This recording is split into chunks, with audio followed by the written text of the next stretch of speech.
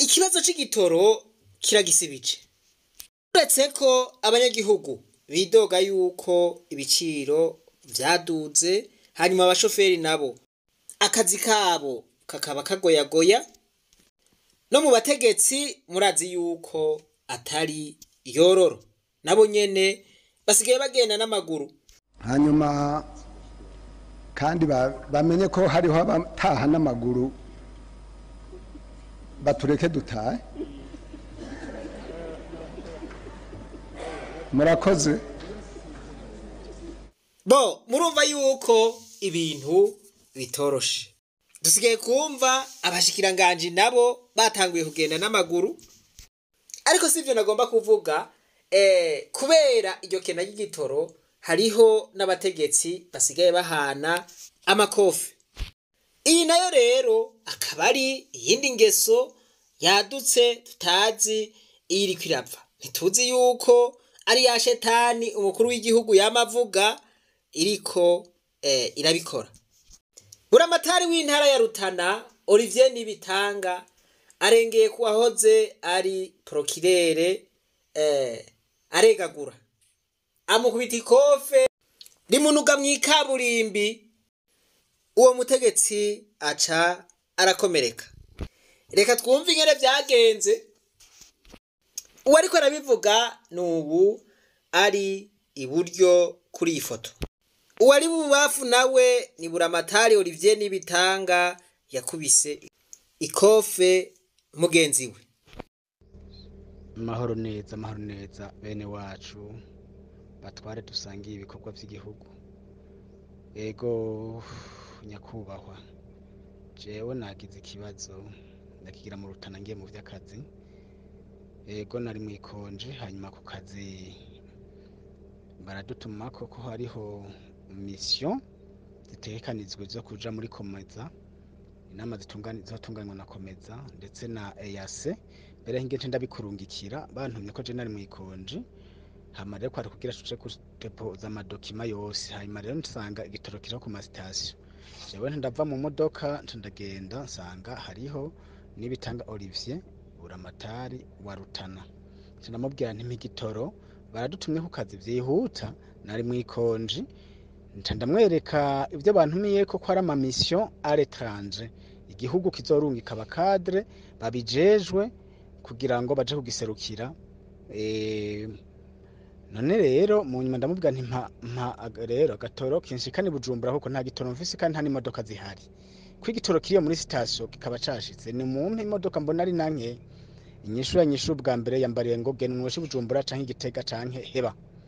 Jewe ntanja ngaho nca ndahora ndabwa none kumbwiye uko, kandi nkabanzi yuko nyene icubahiro yakurungitse ngaho kugira ngo utunganye ivy'igihugu dutunganirize. None vy'ukuri uwo ntunganiriza ugatunganiriza ukagira gestion y'ico kibazo ndagutuye, ntiboba ari ubutungane kweri? Niyo yacambwa ati jewe rero uri kuramvurugira ubwenge, none ndabuvuruza guteganya kubaho. Aca afata muri ako kanya nyene aca nkubita ikofe mu bantu, ncangwa mw'ikaburimbi. Ngwe mw'ikaburimbi bantoye baransegura. Hari uwitwa Niyongabo yanseguye arantwara ahantu, hari n'uwitwa Fabiano, hariho n'uwitwa Fabiano, n'uwitwa Etienne, n'uwitwa Emmanuel akaba ari inspecteur provincial. Abantu benshi rukoro nyine n'abamotari benshi baca baranterura, hamaca ndahora jewe nkoze niko guca nja kwa muganga. Hanyuma urugendo nari mfise maze ruca rurasiba, sinabaye nkije Bujumbura. Ico nakoze maze kumva ko ijisho rimeze neza, naciye nterefona umushefu yarantumye ko kugira ngo amenye ivyanshikiye ko nkamanutse ngo nje gukompleta ayo madokima. None rero vyagenze uko, hinge nce ndakurungikira mission bari bantumiyeko kuja gutunganya neza. Muhezagirwe, merci beaucoup. Murumva rero ko bikomeye bantu b'Imana. Barawuciye basogokuru ngo umuntu atanga ico afise. Ubu mutegetsi mukuru mu ntara ari waserukira umukuru w'igihugu mu ntara ya Rutana, agacaja ngaho akegagura abandi. none umuntu yubahuka uwundi mutegetsi yokangwa umwenegihugu asanzwe umwenyarucari ntiyumva yuko yabamarishije amakofi.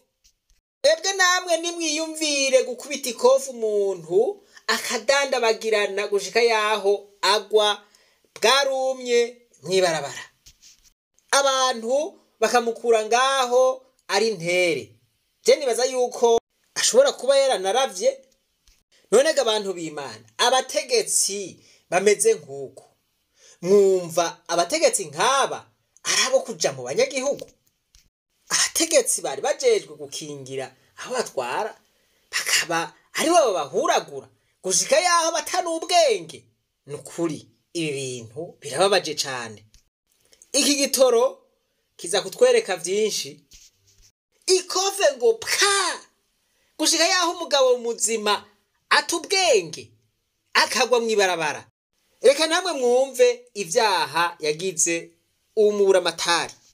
Ubwa mbere yarasuzuguye, yahanye n'imbwa uyu wundi mutegetsi mu kumukubita ikofe. Kubahuka ugakubita uwundi mugabo ikofe. Ubwa kabiri yaramumaramaje. Iki ni icaha cyo kumaramaza. Umvire nawe umuntu ahengereye abantu abanyagihugu bakoranye agaca agukubita ikofe ryapfunga buso, abakumaramaje. Ica gatatu umuburamatari yeretse akarorero kabi abarongoye, yeretse akarorero kabi abenegihugu. Aho usanga hari abenegihugu bavuye ngaho bagira bati sha ingene buramatari yagize, natwebwe umuntu akubwiye ivyo udatahura canke ariko arakugora no kumutatura no kumukubita ikofe ryapfunga buso. Umva iki kintu yakoze ko yaroze abenegihugu. Voilà. Icaha ca kane yakoze, yamaramaje uwamuhaye amabanga. Yandi majambo yerekanye yuko uwamuhaye amabanga yayamuhaye atabikwiye. Yerekanye yuko umukuru w'igihugu aha amabanga abantu babavuwayo, yuko yamumaramaje. Abantu baragize bati none uwo ni umwe kweri yarahagararanye n'umukuru w'igihugu? Umukuru w'igihugu yahaye amabanga umuntu ameze nabi nk'uko? Icaha ca gatanu, murumva yuko yakomerekeje umuntu, yagize dekuze blessure gushika yaho ajanwa mu bitaro kubera ikofe akubiswe na buramatari. Ica gatandatu, uyu muntu yarungitswe mu mabanga ngo atunganirize abanyagihugu bamwituye. Murumva ingene yamwishuye no kumutunganiriza ntamutunganirize. Yandi majambo irenkompeta akazi bamuhaye ntakashoboye. Kubwanje ndumva yuko umuntu nk'uyo bomukura mu benegihugu kuko azobamara. Uwo muntu ashobora gukubita ikofe umugabo akagwa bwarumye mwibarabara, murumva yuko ejo arashobora no kwica umwenegihugu. Hanyuma tugasubira kwirwa turarabana duti uyo si wa wundi yagira vya bindi, ubu naho yisha umwenegihugu. Bo ntaco bagitangaje kuko na kare yaramaze kuvugwa ko amadosiye atari meza.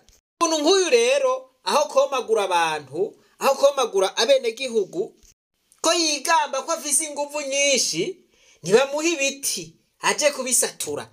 Abasirikare n'abapolisi usanga bakeneye inkwi, ntaje gusatura ibiti.